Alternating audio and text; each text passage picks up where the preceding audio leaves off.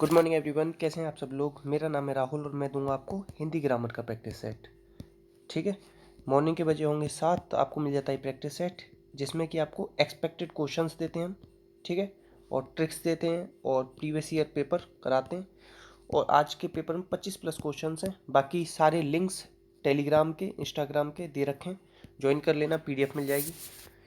कुछ आपको वहाँ पे नोटिफिकेशन मिलते रहेंगे। और कल अगर किसी ने एचटेट का पेपर दिया हो ना, तो वेरिफिकेशन का वो आ गया है, तो वेरीफाई कराने जाना पड़ेगा 18 से 21 के बीच में।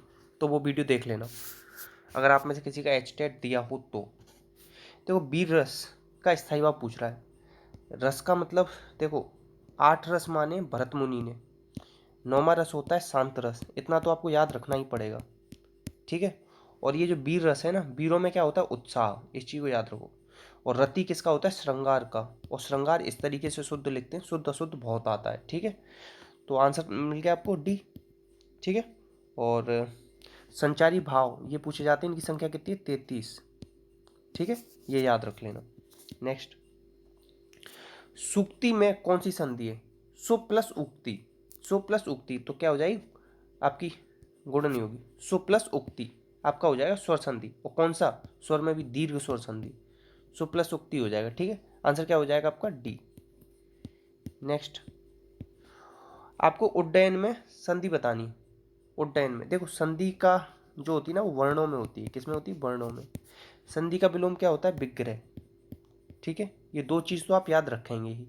संधि कितने प्रकार की होती है, 3। कौन कौन सी, स्वर, व्यंजन, विसर्ग। तो उत धन डयन क्या बनेगा, उत धन डयन, तो आंसर हो जाएगा डी, उड्डयन। ठीक है, ये ऋडा बनेगा नहीं। देखो, ये तीसरा पहले में बदल जाता है, इसलिए डी हो जाएगा इसका। नेक्स्ट, ये पूरा ना कथन है और हद से ज़्यादा रिपीटेड है। इसे ना बिल्कुल स्टार मार्क करके लिख लेना कि ये कथन किसने कहा है, वाक्यम रसात्मकम काव्यम, ये विश्वनाथ ने कहा है। बहुत बार रिपीट हुआ है, बहुत ही ज़्यादा बार। नेक्स्ट, सर सर में कौन सा समास है। देखो, समास आपके कितने होते हैं, पदों की प्रधानता के आधार पर 4 प्रकार के, अर्थ के आधार पर 6 प्रकार के, और समास का विलोम व्यास, और कर्मधारय में विशेषण विशेष होता है, इसमें संख्यावाचक होता है, इसमें पहला या पूर्व पद प्रधान होता है, इसमें दोनों पद प्रधान होते हैं। ठीक है, वैसे तो ये योजक चिन्ह मान के इसे आप द्वंद्व कर सकते हो, मगर एक चीज याद रखना, कभी भी सेम रिपीट हो जाए, जैसे सर सर, कल कल, दिन दिन, तो यहाँ पे क्या होता है फिर, अव्ययी भाव। ये मैं पहले आपको बता चुका हूँ जबकि। ठीक है, याद रखना। जैसे किसी भी नदी के नाम के आगे संख्या लिख जाए, जैसे पंचगंगम, तो ये भी क्या होता है, अव्ययी भाव। ये भी एक अपवाद रूप में याद रख लेना। कभी भी किसी भी शब्द के पीछे पार आ जाए, जैसे गंगा पार, तो गंगा के पार मत कर देना, वो भी अव्ययी भाव में आता है। गंगा पार, यमुना पार, जमुना पार। ठीक है, तो ये कुछ हैं, इन्हें आप याद रखेंगे। अब एक चीज और बता दूं, जैसे लाल पीला, लाल पीला क्या है, ये विशेषण है ना, तो या सुर्ख लाल बोल दूं, तो वो सुर्ख लाल किस में आएगा, कर्मधारय में आएगा। ये कुछ थोड़ा सा आपको अलग से याद रखने पड़ेंगे। दसमुख में कौन सा समास है, तो ये बहुब्री। बहुब्री क्यों है, क्योंकि ये किसका पर, ये है, ये ना पर्यायवाची है भगवान जी का। भगवान जी नहीं, ये किसका है, रावण का है ये तो। ठीक है, तो रावण का पर्यायवाची है, तो इसीलिए ये क्या हो जाएगा, बहुब्री समास हो जाएगा। ठीक है, याद रखना। तो आंसर क्या हो जाएगा आपका सी। नेक्स्ट, यावत जीवन में समास बताना, या प्लस वजीवन, तो इसमें अव्यय है ना या, तो इसीलिए इसमें क्या हो जाएगा ए। द्वंद्व समास में क्या होता है, योजक चिन्ह होता है इस तरीके का। ठीक है, नेक्स्ट, कौन सा अव्ययी भाव का समास का उदाहरण है, इसमें बताना कौन सा है। तो देखो, कपोत ग्रीवा, कपोत कबूतर जैसी ग्रीवा, तो ये तो हो जाएगा कर्मधारय। देश निकाला, देश से निकाला, ये हो जाएगा अपादान तत्पुरुष। कपोत माने बताना कबूतर होता है या और कुछ होता है। ठीक है, अब प्रतिशत, प्रति में लग रहा है ना प्रति, तो प्रति क्या है आपका, अव्यय। क्या है, अव्यय, तो आंसर क्या हो जाएगा डी। नेक्स्ट, इसमें से कौन सा हंस पद चिन्ह है। देखो, जो आपके विराम चिन्ह हैं वो कितने हैं आपके, 20। उसमें से 19 किसके हैं, इंग्लिश के हैं। एक ये जो पूर्ण विराम है, ये हिंदी का है। हंसपत होता है इसे, और पता है क्या बोलते हैं, त्रुटि बोधक। त्रुटि बोधक चिन्ह ये कौन सा होता है, तो ये वाला होता है। ठीक है, इसे याद रखें। ये विस्मयादि बोधक है, ये प्रश्नवाचक है। ठीक है, ये आपको याद होगा। नेक्स्ट, अनपढ़ में कौन सा उपसर्ग है। उपसर्ग कहाँ लगते हैं, आपके आगे या शब्द के आदि में। संस्कृत के 22 उपसर्ग, उर्दू के 19, और हिंदी के 12 होते हैं, 10 यूज में लेते हैं, ठीक है। और उपसर्ग क्या होते हैं, शब्दांश होते हैं, पूर्ण शब्द नहीं होते। अनपढ़ में क्या है, अनुपसर्ग है, अन प्लस पढ़ अनपढ़। नेक्स्ट, खुशबू में उपसर्ग बताना है। देखो खुश दन बू, खुशबू, तो क्या हो जाएगा खुश। नेक्स्ट, रसीला में प्रत्यय बताना है। रसीला में प्रत्यय, प्रत्यय कहाँ लगते हैं आपके पीछे या शब्द के अंत में। कितने प्रकार के होते हैं, 2, कृत और तद्धित। कृत प्रत्यय 5 प्रकार के, 8 प्रकार के। ये क्रिया में लगते हैं या क्रिया के मूल रूप को धातु बोलते हैं उसमें लगते हैं। ये संज्ञा सर्वनाम में लगते हैं। अब इसे थोड़ा सा तोड़ के देख लो, रस प्लस ईला, रसीला, ठीक है। तो आंसर क्या हो जाएगा आपका, ईला, डी हो जाएगा।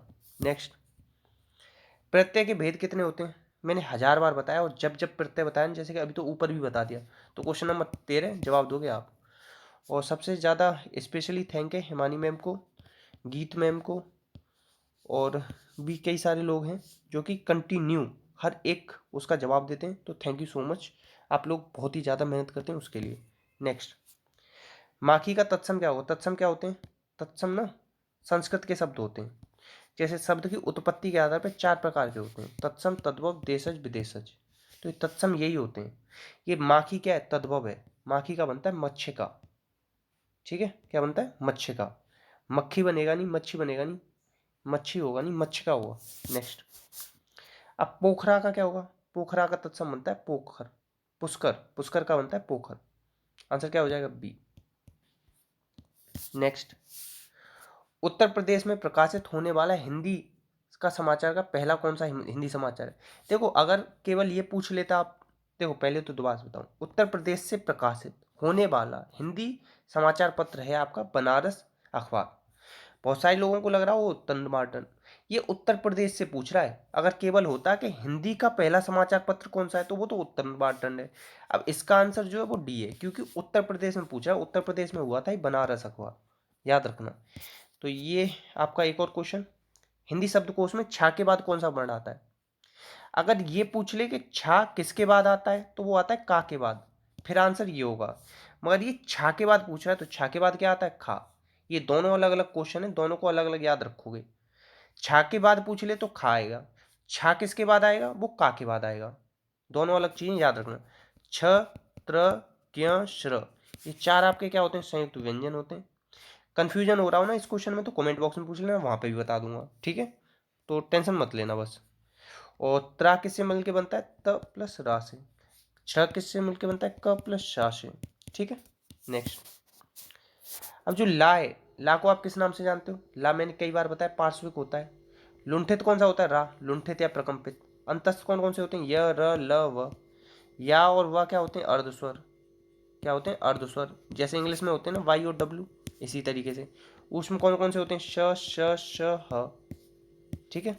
नेक्स्ट, पतझड़ में कौन सा समास है। देखो पतझड़ ना आपका कॉन्सेप्ट है, क्या है, कॉन्सेप्ट है।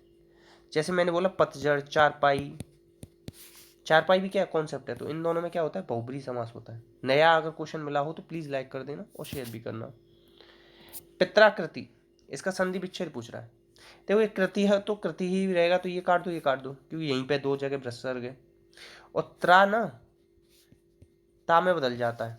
कैसे में बदल जाता है, ता में, बताया था ना मैंने, ऊपर ही बताया। तो ये इसमें बदल जाएगा, पितृ धन आकृति। नेक्स्ट है पुनर्जन्म का संधि विच्छेद, मैंने बताया ना, ये रेफ वाला रा किसमें, विसर्ग में बदल जाता है। और ये कैसा होता है, आधा रा, कैसा होता है, आधा रा, ठीक है। तो आंसर क्या हो जाएगा, पुनः धन जन्म। आजन्म है, जन्म है, जन्म है, तो ये हो जाएगा पुनः धन जन्म होगा। नेक्स्ट, इसमें से द्वित्व का प्रयोग किसमें नहीं हुआ है। आज तक तो पूछता था हुआ है, आज पूछा है नहीं हुआ है। देखो चा और चा आ रहा है, ता और ता आ रहा है, गा और गा आ रहा है, ये बलगा, इसमें बग्गा होता है, ये क्या होता है, बग्गा, तो सही हो जाता। मगर इसने ला के बाद गा दे दिया, इसलिए नहीं है, इसलिए आंसर क्या हो जाएगा, सी। नेक्स्ट, अब इसमें से अमात्रक पूछ रहा है कि अमात्रक क्या है। तो देखो शब्द उत्पत्ति के आधार पर तो बता दिए थे मैंने आपको, 4 प्रकार के, तत्सम, तद्भव, देशज, विदेशज, ठीक है। रचना के आधार पर 3 प्रकार के, रूढ़, यौगिक और योग रूढ़, ठीक है, याद रखना। अब एक चीज और याद रख लेना, जो स्वर हैं आपके, स्वर कितने होते हैं? 11। स्वर में जो मात्रिक स्वर होते हैं वो 10 होते हैं, और अमात्रिक स्वर पूछ ले तो एक होता है, और वो होता है छोटा आ, इसकी कोई मात्रा नहीं होती। ठीक है, अब देखो इसमें पूछ रहा है कि अमात्रिक शब्द कौन सा है। प्रयागराज में तो आ की देख रहे हो, ये देख रहे हो, ये देख रहे हो, मगर जो ये शहर है ना, शहर, इसमें कोई भी मात्रा नहीं है। ठीक है, अब आप लोग कहोगे कि सर रा के साथ भी तो मात्रा होती है, इसमें तो आ की मात्रा है, तो मैंने अभी क्या बताया था आपको, आ क्या है? अमात्रिक होता है। ठीक है, ऐसे याद रखना, आंसर हो जाएगा डी। नेक्स्ट, कंफ्यूजन हो रहा हो तो पूछ लेना कौन सा, मतलब कमेंट बॉक्स में पूछ लेना। ठीक है, ग्रस्त का विपरीत क्या होता है? मुक्त। ग्रस्त मतलब लगा हुआ, मुक्त मतलब छूटा हुआ। इतने ही क्वेश्चन थे, तो प्लीज़ जो भी क्वेश्चन आपको पसंद आए हो तो वो बताना, कौन सा क्वेश्चन आपका आज का फेवरेट क्वेश्चन था, कितना आपका स्कोर था वो बता देना, शेयर कर देना पसंद आई हो वीडियो तो। बाकी अपना अपनों का ध्यान रखना, डेली वीडियो देखना। जय हिंद, जय भारत।